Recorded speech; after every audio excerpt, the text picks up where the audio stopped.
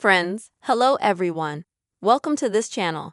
And in this video, I will tell you and show you how you can easily fix the situation if the private browsing mode is not displayed on your iPhone.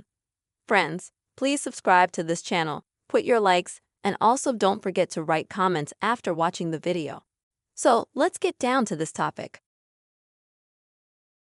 And now I'm going to show you how private browsing mode can fail to show up. To do this, I'm going to open Safari. And next, when you open Safari, you're going to have some page. And if you click here,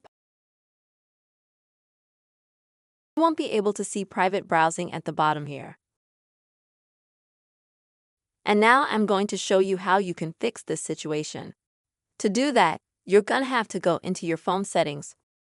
Then scroll down a little bit and go to screen time. And then you scroll down and you find this section, which is called Content and Privacy Restrictions. Then you select Content.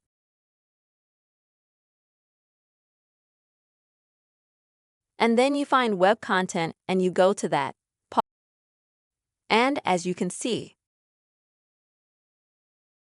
if you don't see private browsing, then you have this third item active. And how do you fix that?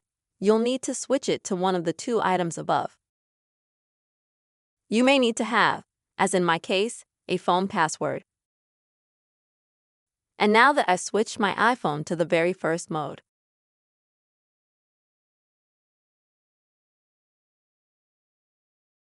and if I go to Safari now, as you can see, there is a private browsing mode.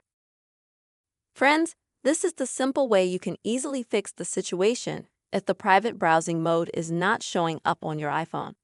I really hope you found this video useful and helpful. Please put your likes, write comments, be sure to subscribe to this channel, and see you soon.